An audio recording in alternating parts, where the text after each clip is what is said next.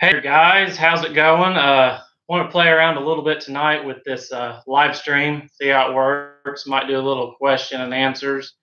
If you got anything, leave it in the comments. Might hang on here just a few minutes and see if we can get a few more people on here.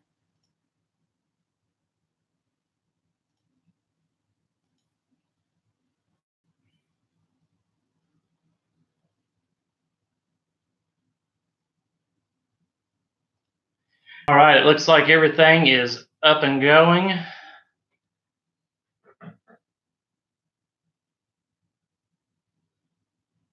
I was gonna do a announcement on this, but I wasn't sure how well it was gonna work. It's like we got a couple viewers out there.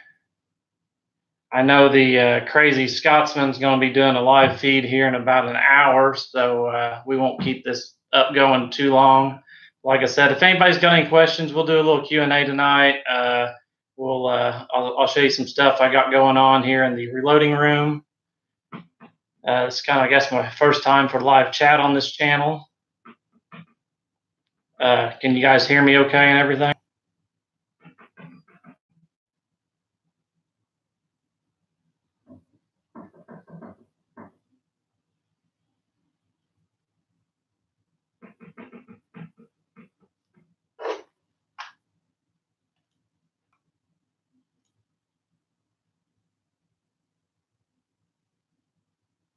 Check on something here real quick.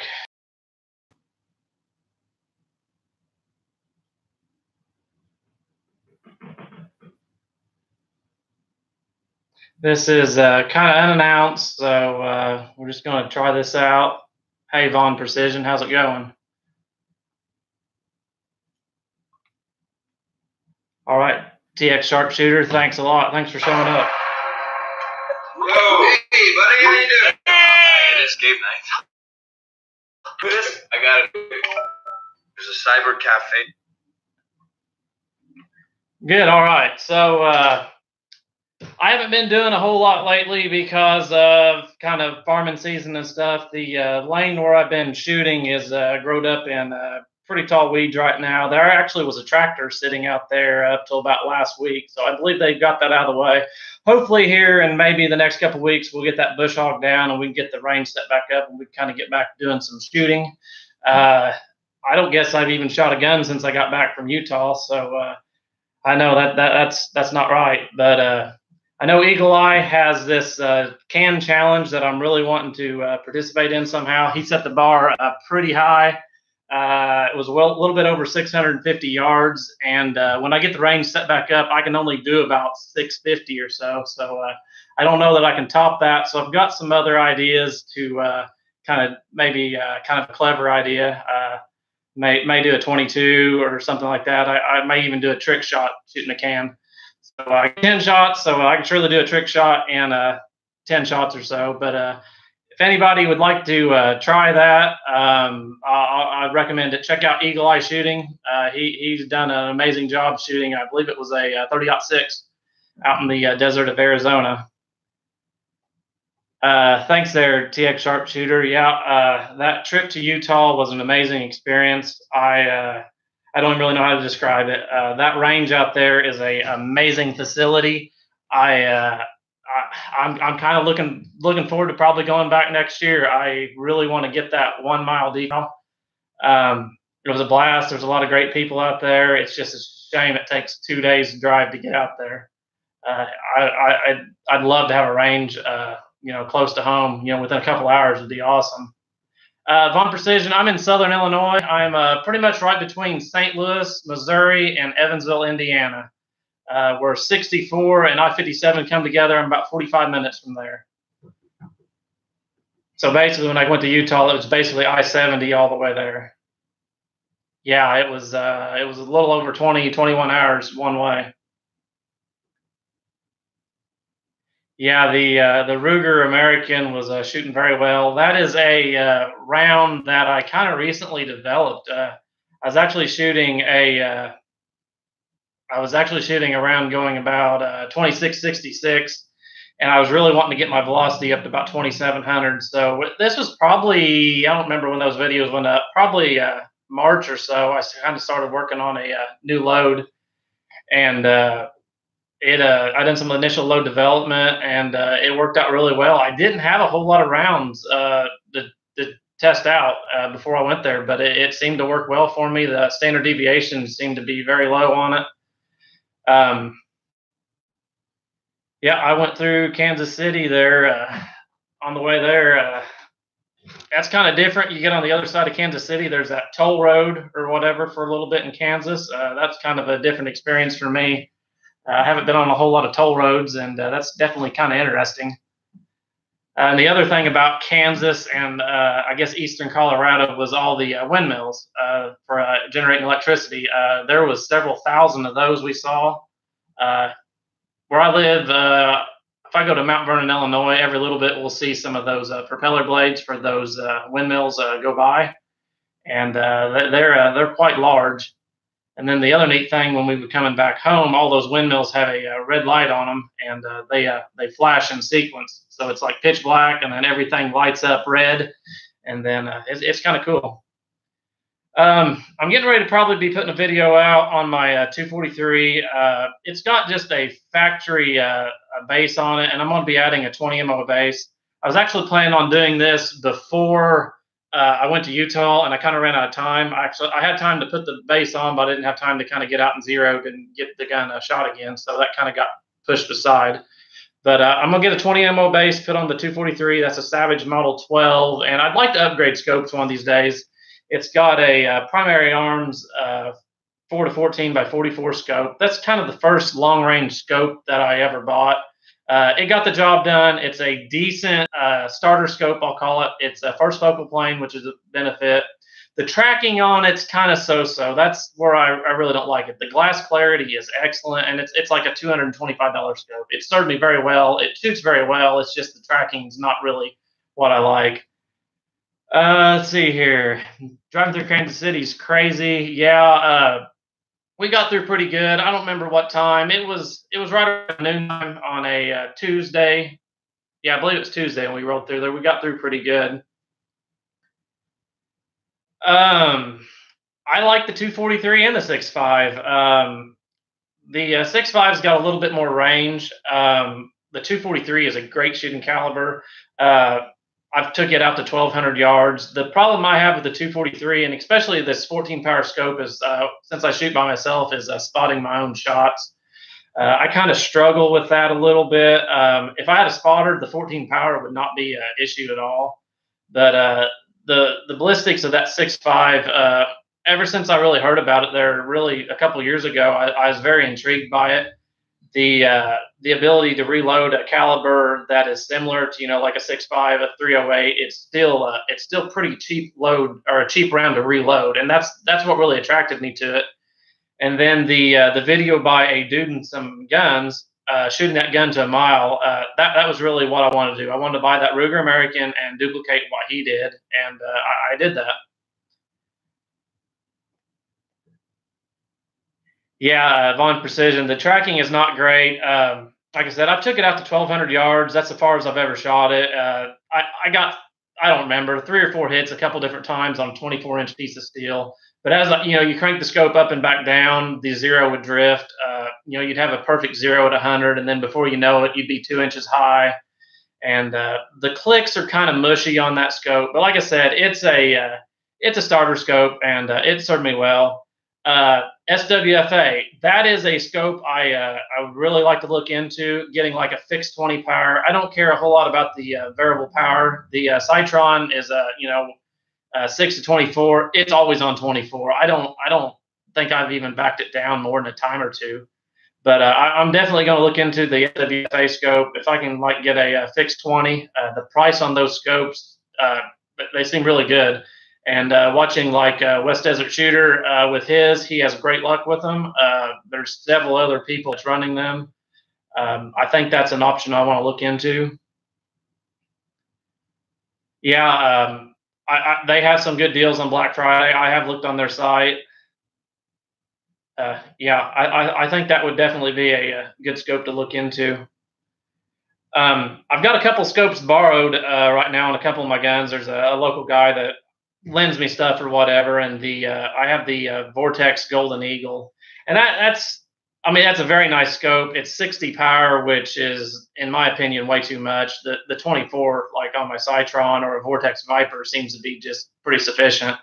But it's been kind of fun playing with that Vortex scope on that Golden Eagle. I had it on the 220 Swift, and then oh yeah, Von Precision. That tracked scope is it's pretty amazing. Watching you guys do the videos on that, I see no flaws in that scope at all. But I got a Vortex Viper. I don't know which model it is. It's just a 6-24. I think it's like the HST. It's not a PST. But I've been playing with that a little bit. I actually have it on the 223 right now, and I'm kind of looking forward to playing with that a little bit. I got some bullets out tonight. These are the 223. The last rounds I was loading before we went to Utah. These are the Hornady 68 grain match. And I kind of done a quick load development on these and then kind of got cut short because of farming season.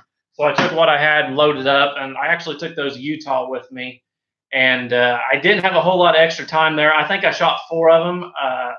I was checking zero on all the guns. We had the 100-yard paper range, and they group nice there in Utah on paper. So when I get the range set back up, I'm really going to be looking forward to shooting this 223 a little bit, especially since I got this Vortex Viper on it.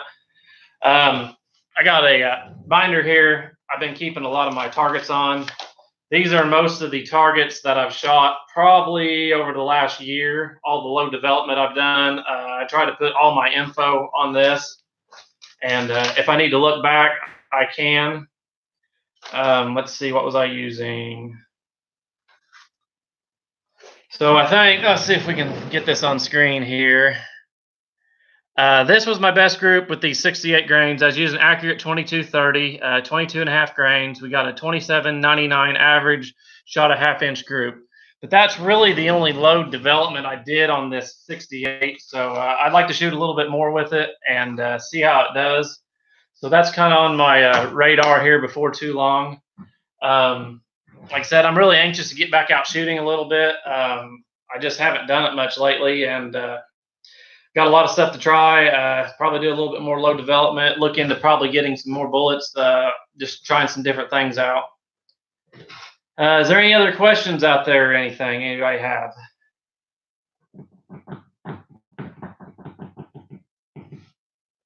I don't know if my chat disappeared or what happened here. There it is. It disappeared.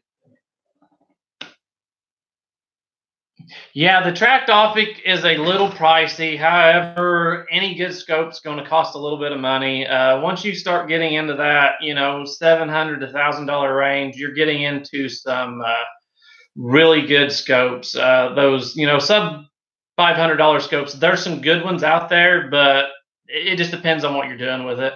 I have a Bushnell AR Optics. It's a 3x940 on my AR-15, and it's another one of those scopes that the more you dial, the tracking's not the greatest, but it's got the holdover dots on it. It's designed for the 223, 5.56, and it seems to be pretty accurate. Keep that gun just zeroed at 100, and I took it out, 500 yards just using holdovers, and my 16-inch pieces of steel, I've whacked them very consistently. That's funny. The AR-15 loves Wolf Gold. Most of my 223 bolt gun doesn't seem to really like that Wolf Gold. 1.5-inch, 2-inch groups, but that AR-15, just that little 9-power scope, boy, it shoots it good. That little swinging rack target I have, it's a 2 or 3-inch target on it. I mean, you can just whack that thing all day long.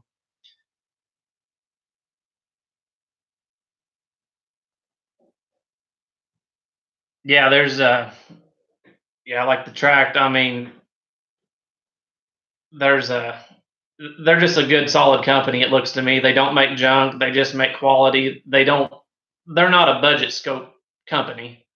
So yes, yeah, there's no middleman on SWFA either. But you know, when I started out, I didn't know a whole lot about scopes. And Military Arms Channel, Mac on there was doing the 1,000 yards for $1,000, and that really kind of got me into the shooting. I had that Savage Model 12 243. He was shooting I think a Model 10 308, and then he put this primary arm scope on and took it out to 1,000 yards. And you know, it's a very budget friendly scope. I done that. That's when I first started getting into reloading. Uh, I didn't really have a clue what I was doing. I loaded up some 87 VMAX with H4350 and kind of developed a load. And I finally started hitting steel at 1,000 yards. So that's kind of what really started me on the long range shooting.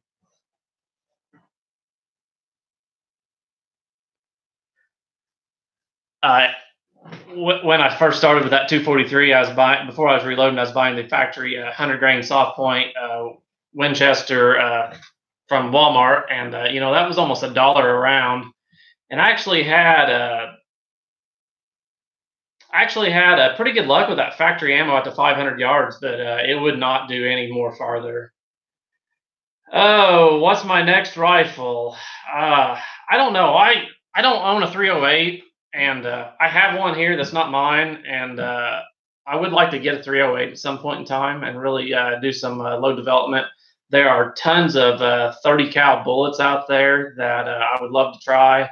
I did a 168 grain Hornady ELD on a charge of Varget for my buddy's rifle, and it's shooting ragged holes. And I'm actually holding that gun hostage from him. He was kind of wanting to get in shooting, so I was trying to get him kind of a rifle set up or whatever, and got it zeroed for him. And I took it, bought some bullets, brass, done some load development for him. Hey there, Tim Robinson. Did some load development for him, and he's a busy guy. He's got several kids, and he owns his own business. And I keep telling him we got to get out and shoot. I want to show him some things on this rifle. He wanted a rifle that would go out to 1,000 yards. So, like I said, I helped him. We picked out this Savage Model 10. We put the primary arm scope on it. We got a heck of a load developed for it. I have shot it out to 1,000 yards. I did get a couple hits at 1,000 with it, so it will do it. And I can't wait to get him behind the rifle and let him do it. He don't have a whole lot of experience as far as rifle shooting, but I'm sure I can coach him. So, hello, PC Bullet Empire. Hey, Tim, I got a suggestion for you. I really enjoyed your little YouTube fake news update the other day, and I would love to see some more of those. I think you need to get like a flashlight or something as a microphone. I mean, it could be a 30-round mag for all that matters. And, you know, hello, Tim Robinson here with your YouTube fake news on the scene. I think that would be neat.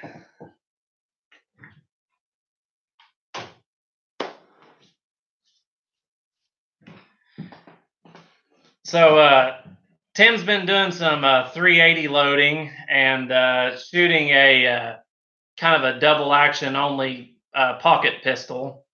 And I had a little experience. One of my first carry guns was a Ruger LC9 with the notorious double action only. And that was a very hard gun to shoot. It had a very long trigger pull, a very heavy trigger pull. And it was a hard gun to shoot. And when that striker fired, well, yeah, the LC9S came out, I dumped that gun in a heartbeat and got the S. So yeah, those little guns with that long double action pull they're a handful, and but they're very easy to conceal. They're good pocket pistols. You know, they kind of got the good and they kind of got the bad. Yeah, 223 Ackley improved 80 grain burrs. Yeah. My 223, if you guys follow that series, it's actually a Walmart gun, and I picked it up. It was very cheap. It was like $257 there over Christmas, and then I found out Savage had that $100 rebate. So I don't remember what it was, $150, $160 in this 223, and I did not want a 1 in 9 twist. I was wanting to get a 223 bolt gun, but for that price, I could not pass that gun up. And as you guys know, I was shooting 73 grain ELD bullets. The 1 in 9 actually stabilized. They shot okay. I won't say they shot great. And that's why I've been trying to play around with these 68 grains. They're more in line with my twist rate. And I actually sent all my extra 73 grain ELDs to West Desert Shooter. So he's going to be shooting some of those in that new AR-15, the one he rebarreled or whatever. So hopefully he has some better luck than I did with the 73s. But I think I'll play around with the 68 grains. That Axis I picked up from Walmart also loves the 40 grain VMAX. Boy, it shoots those things half minute. I don't know what it is, but man, it likes those. And I was using IMR 4198, and that was some powder I bought very early. I was doing some reloading for my AR-15, and I didn't have a lot of good luck with that powder. It was actually pretty cheap powder, and I've had it for a couple of years. All right, Vaughn Precision, thanks for stopping by. Just wanted to try this live stream out. So good to hear from you, man. Yeah, 77 grains. What twist rate was that, Tim? I'm sure it probably wasn't a 1 and 9 being a 77 grain. 1 and 8 would be all right. And another thing I'll show you guys here real quick. So when I was playing with those 73 grains and the 1 and 9 twist Axis, I thought, well, I'm going to try those in my AR-15. Wow, that's impressive that it... Oh, you got no better than 2 and 2.5. So yeah, it's probably more of a twist rate than the gun being foldy, because that is a very heavy bullet. But those 73 grains in my AR-15 with a 16-inch barrel actually tumbled. And I got a tripod here, and as you can see right here, that is a bullet that nearly missed my camera. So it stabilized in the Axis with a 22-inch barrel, but it would not stabilize in the AR-15. But yeah, the trigger was pretty horrible on that Axis. Actually, probably the worst rifle trigger I ever pulled. I done quite a bit of work to that trigger. It was a really rough trigger on that thing. It had almost like scratches on the sear part of it. But the Dremel, I kind of polished it out. I actually took a whetstone and some. It was actually buffing compound for a car, and it actually smoothed out pretty good. I took that trigger from probably like an 8-pound trigger down to a 4-pound trigger, and that definitely helped the groups. Yeah, there's lots of options as far as the 223 and 5.56 rounds. It's cheap to load. Don't take a whole lot of powder. In my experience, there's a lot of compression, it seems like, following the load manual on those. The New American Ranch that uses AR mags. Yes, Ruger kind of stepped up their game this year. The 308, the 6.5, I don't remember what all, the ones that take the AI mag now. So that was a definite improvement over that little rotary mag. And then your 223 now just takes a standard AR-15 mag. And that was a good call by Ruger.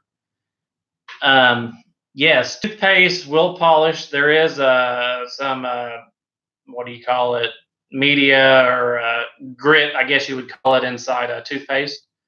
Actually, at one time back, when CDs were real popular, you could take toothpaste and polish the backside of a CD to get scratches out. And I actually remember doing this, 15 years ago or more, and it actually worked. So yeah, toothpaste is it's aggressive. I don't think it would be too aggressive for a gun.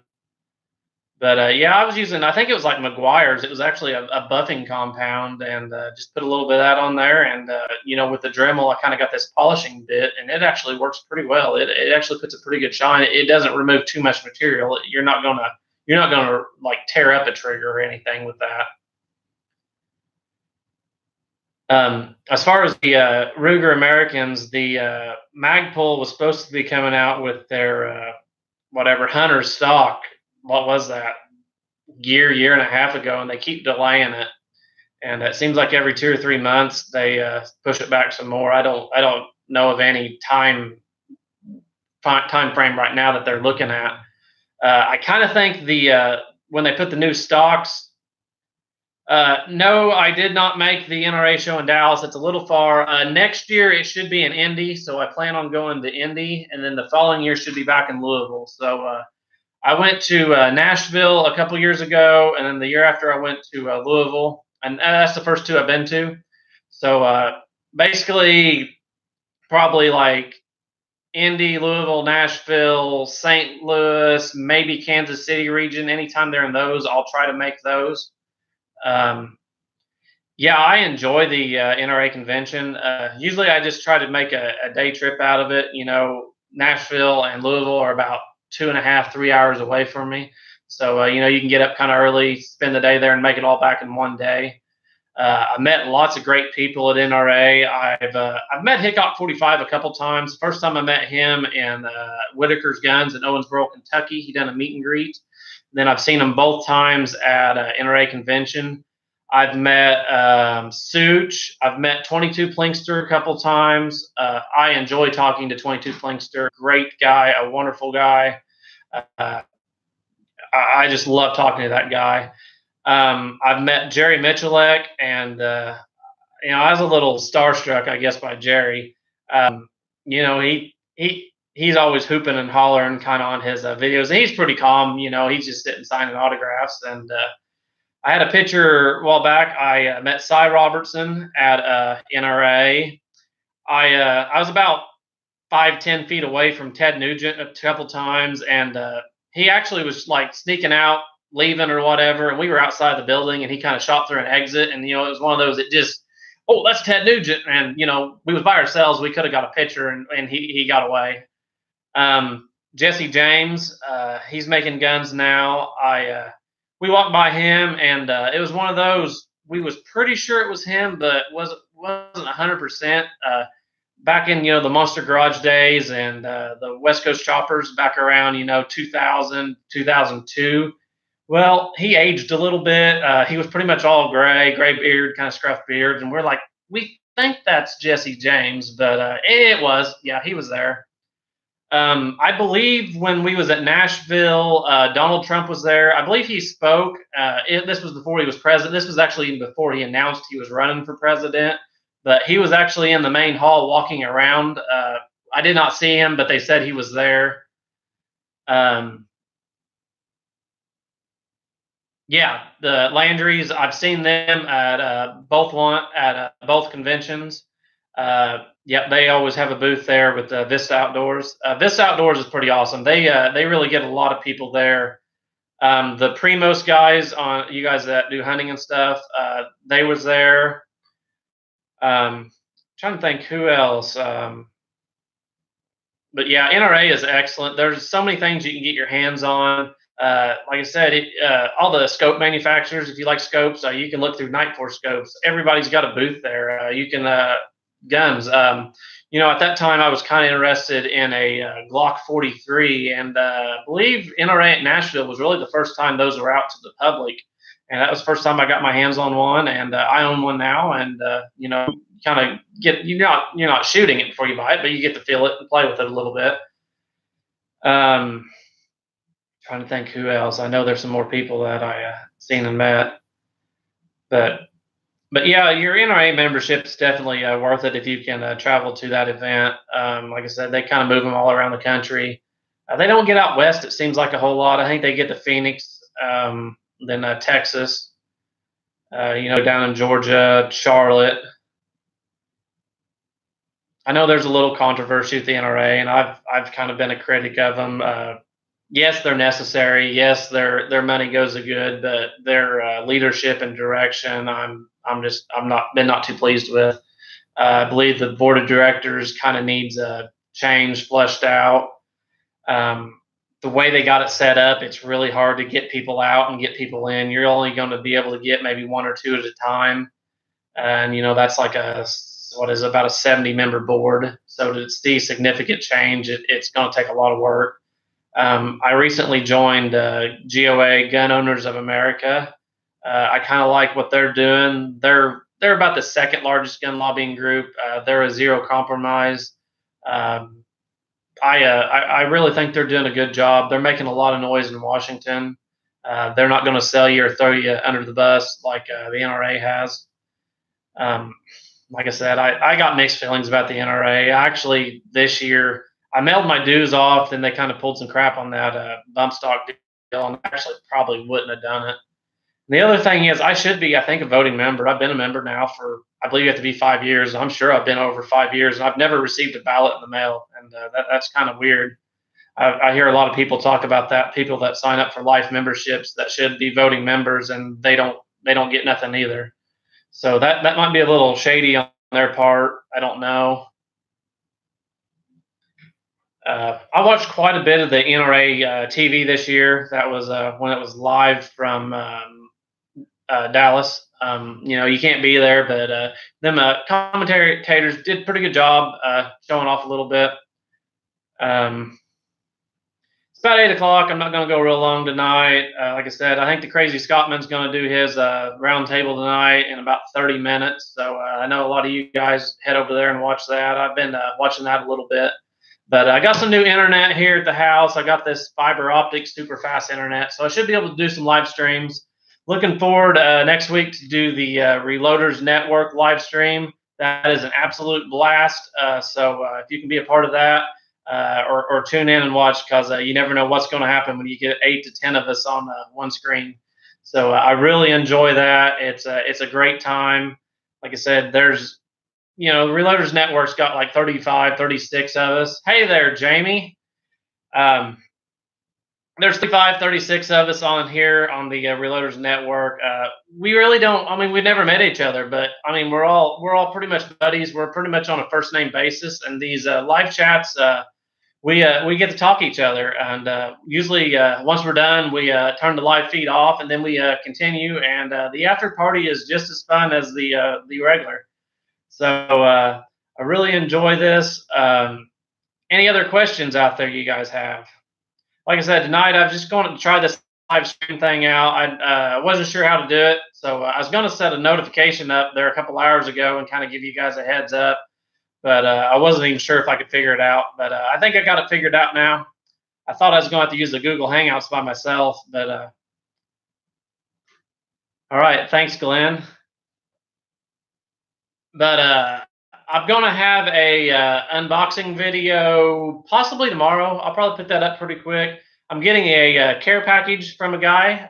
He's sending me some stuff, so I won't give you any other details other than that. But I don't know what he sent me, but I got a tracking number from him, and I believe it's supposed to be in tomorrow.